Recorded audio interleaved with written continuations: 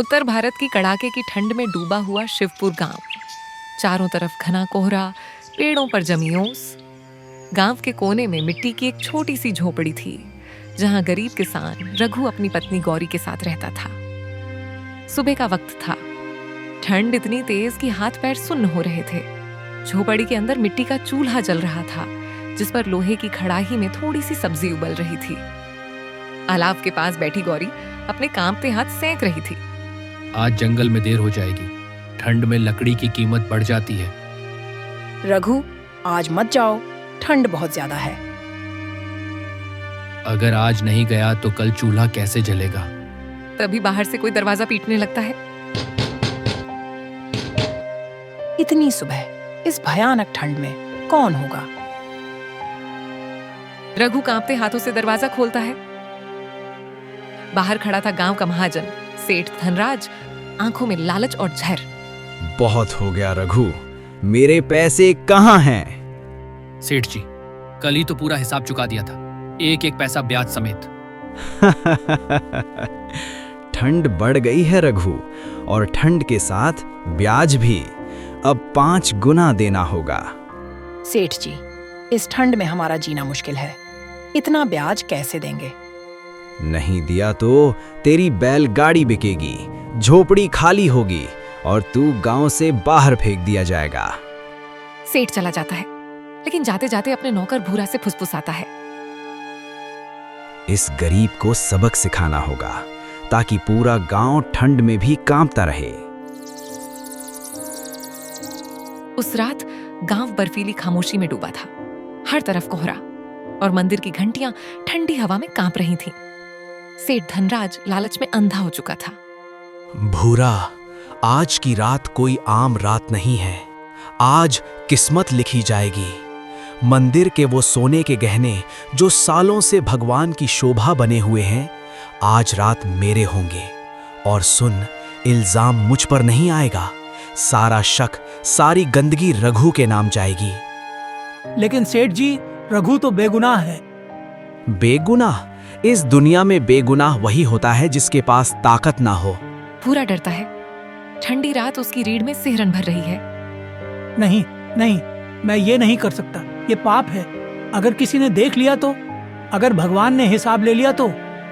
डर किस बात का है भूरा? गरीब आदमी के पास खोने को होता ही क्या है? जिंदगी भर दूसरों के लिए मजदूरी करता रहेगा या एक रात में अपनी तकदीर बदलेगा? सेठ धनराज की बातें भूरे के दिल में उतरती चली जाती हैं। वो जानता है सेठ की जुबान मीठी है, लेकिन नीयत सर से भरी हुई। सेठ जी, अगर बात बिगड़ गई तो? फिक्र मत कर, सब मैंने सोच रखा है। यही वो पल है जहां डर आखिरी बार दस्तक देता है और लालच दरवाजा खोल देता है।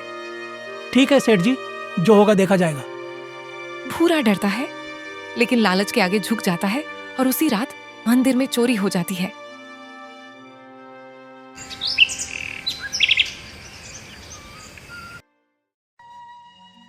सुबह गांव में हंगामा मच गया। मंदिर में चोरी हो गई, भगवान के गहने गायब हैं।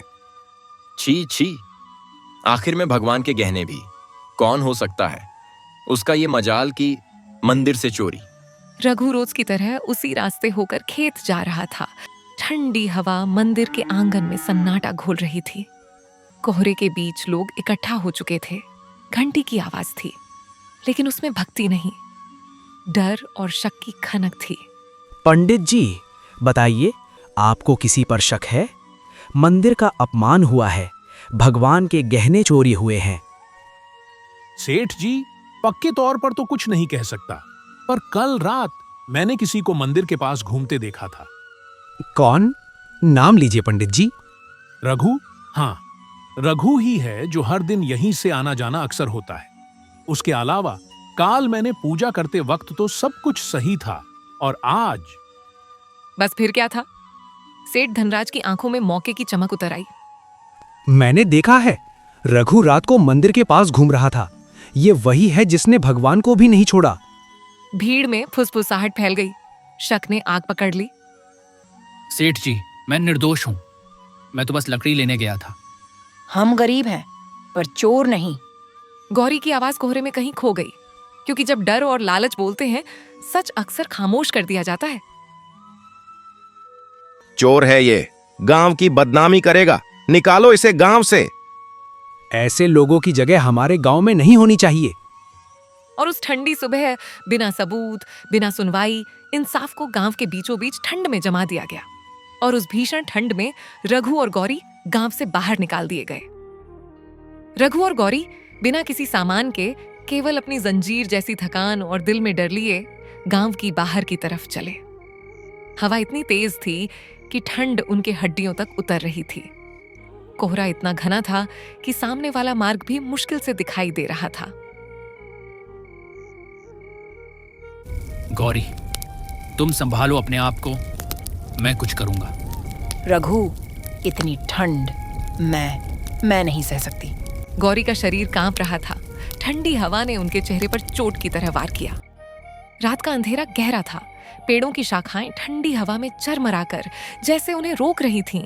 हर शोर, हर पत्तों की सरसराहट रघु और गौरी के डर को बढ़ा रही थी। डर मत गौरी, हम बच जाएंगे। रघु, सेठ ने सब कुछ छीन लिया। हमारा घर, हमारी इज्जत, सब ठंडी हवा में उड़ गया। हर कदम कठिन था, लेकिन उनके अंदर का हौसला उनके शरीर को आगे बढ़ा रहा था।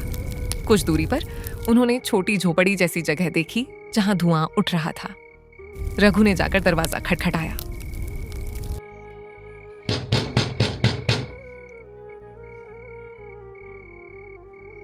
तुम ये इतनी रात में यहाँ क्यों? भाई, हम गांव से निकाले गए हैं। सेठ ने हमारे घर और सम्मान को छीना। क्या हम कुछ समय के लिए यहीं रह सकते हैं? हाँ, आओ, यहाँ अंदर आओ। ठंड बहुत है, पहले अपना शरीर गर्म करो। रघु और गौरी ने उस छोटे कमरे में अपना सिर झुका दिया।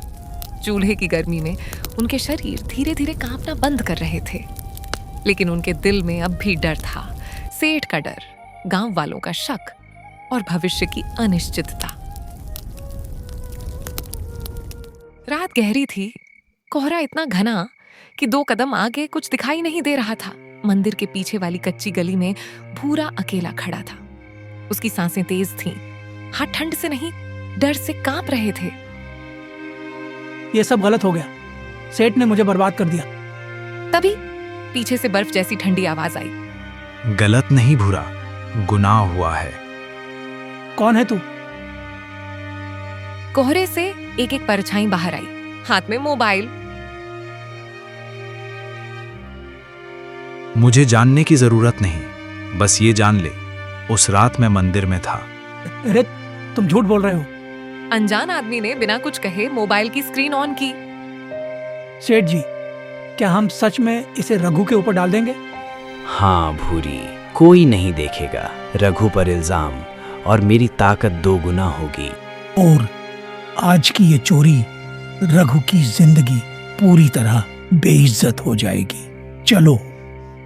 स्क्रीन पर साफ दिख रहा था सेठ धनराज मंदिर का ताला तोड़ते हुए, और उसके पीछे भूरा। ना, नहीं, ये कैसे? सच छुपाने की ठंड अब खत्म हो चुकी है भूरा। अब 2 रास्ते हैं। कौन से? पहला, तू सच बोलेगा और एक बेगुनाह जिंदगी बचाएगा। दूसरा, ये वीडियो गांव के हर आदमी तक पहुंचेगा और तेरे लिए कोई जगह नहीं बचेगी, न गांव में न जिंदगी में। भूरा की आंखों से आंसू गिर पड़े। ठंड अब उसे नहीं लग रही थी, उसके अंदर कुछ जल रहा था। डर नहीं, पछतावा।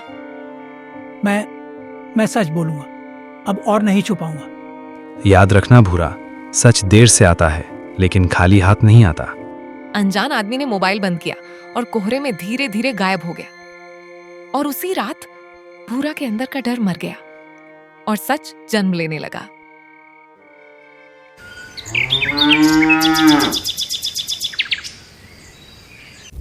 अगले दिन रघु ने ठंड को सहते हुए गांव की ओर लौटने का निर्णय लिया। वह जानता था कि सच छुपाया नहीं जा सकता। गौरी, अब और नहीं, हमें सच सामने लाना होगा। लोग हमारे खिलाफ हैं, लेकिन हमें डरने का कोई कारण नहीं। हाँ रघु, हम बेगुनाह हैं। सच की आग हमें बचाएगी। रघु और गौरी ने योजना बनाई, गांव में जाकर सत्य को सामने लाना। उन्होंने भूरी और सेठ के नौकरियों की साजिश को उजागर करने की ठानी।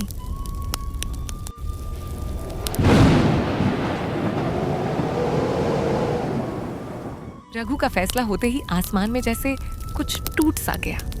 ठंडी हवा तेज हो गई और फिर टप टप पहली बारिश की बूंद धरती पर गिरी। कुछ ही पलों में बूंदें तेज धार में बदल गई। बारिश उस रात सिर्फ पानी नहीं थी, वह रघु और गौरी के दर्द की आवाज थी। आसमान भी आज उनका साथ रो रहा था। देखो गौरी, ये बारिश हमें रोकने नहीं आई है, ये हमारे सच को धोकर और साफ करने आई है। रघु, लोग हमें दोषी समझते हैं, लेकिन ये पानी हमारे आंसू पहचानता है। बारिश में भीगते हुए फटे कपड़े शरीर से चिपक चुके थे, पैरों के नीचे कीचड़ था और दिलों में डर, लेकिन डर से ज्यादा सच की आग जल रही थी। रघु ने गौरी का हाथ थाम लिया, वह हाथ जो ठंड से कांप रहा था। जब तक मेरा हाथ तुम्हारे हाथ में है, कोई हमें तोड़ नहीं सकता। चाहे पूरा गांव हमारे खिलाफ हो जाए, मैं तुम्हारे साथ चलूंगी रघु। दोनों बारिश में भीगते हुए धीरे धीरे गांव की ओर बढ़ चले। हर कदम भारी था, हर सांस ठंडी थी, लेकिन हर धड़कन कह रही थी सच अब चुप नहीं रहेगा। वहीं इंतजार कर रहा था सवाल, इल्जाम और न्याय। कोहरा धीरे धीरे हल्का हुआ, लेकिन ठंड अभी भी कड़क रही थी। रघु और गौरी गांव के मुख्य रास्ते पर पहुंचे। चोर है ये रघु। लोगों, मैं निर्दोष हूं, सब झूठ है। सेठ धनराज ने चोरी की और मुझ पर इल्जाम फेंक दिया। गौरी भी अपने आंसुओं को पोंछते हुए बोली, हम गरीब हैं, पर चोर नहीं। सच सबके सामने आएगा। भीड़ धीरे धीरे उन्हें घेर चुकी थी। कोहरे में उनकी सांसें धुएं जैसी उठ रही थीं और ठंडी हवा उनके शरीर में गहरे उतर रही थी। भीड़ में हल्की सरसराहट हुई। कुछ लोग गुस्से में थे, कुछ लोग संशय में, लेकिन सबसे खामोश चेहरा था भूरा का। भूरा, जो अब तक सेठ की हर बात मानता आया था, अपने भीतर एक अजीब सिहरन महसूस कर रहा था। सच की आग उसकी आंखों में जल रही थी, लेकिन डर का साया अभी भी भारी था। ये गलत है। रघु निर्दोष है, पर मैं सबक सिखाने के लिए ही तो यहाँ हूं। अगर मैं सच बोल दूं तो सेठ का गुस्सा। भीड़ में भूरा को देखकर सेठ धनराज का चेहरा लाल हो गया। उसकी ठंडी मुस्कान अब डर में बदलने लगी थी। भूरा, तू अब भी, क्या तू मेरे खिलाफ जाने की हिम्मत रखता है? हाँ सेठ जी, मैं अब झूठ का हिस्सा नहीं बनूंगा। रघु निर्दोष है, चोरी मैंने और आपने की थी। भीड़ में एक अजीब खामोशी छा गई। कोहरा भी जैसे थम गया। क्या तूने सच बोल दिया? तुझसे ये कैसे हुआ भूरा? भूरा ने सबके सामने पूरी साजिश बयान की। रात को मैं और सेठ धनराज मंदिर में गए थे। हमने सोने के गहने चुराए और रघु पर इल्जाम डाल दिया। सब कुछ प्लान से हुआ। भीड़ में हल्ला मच गया। कुछ लोग गुस्से में सेठ की ओर भागे, तो कुछ लोग हैरानी और डर के मिक्स भाव में। रघु, सच की रोशनी आ गई। भूरा, तुम्हारी हिम्मत ने हमें बचा लिया। सेठ धनराज अब अकेला खड़ा था। कोहरा और ठंडी हवा भी अब उसकी लालची आत्मा को ठंडा नहीं कर पा रही थी। भीड़ ने उसे घेर लिया और उसकी झूठी चमक अब धुएं में खो गई। रघु और गौरी को पुनः सम्मान मिला। मंदिर के पंडित ने सबूतों के साथ उनके निर्दोष होने की पुष्टि की। देखो, कभी कभी सच को छुपाया जा सकता है, लेकिन सच की आग हमेशा जलती रहती है। रघु और गौरी निर्दोष हैं। भूरा को भीड़ ने माफ किया। उसने अपनी गलती स्वीकार की और साहस दिखाया। सेठ धनराज को गांव से बाहर किया गया। रघु और गौरी अपनी झोपड़ी लौट आए। कोहरा अब हल्का था, लेकिन ठंडी हवा अभी भी कड़क रही थी।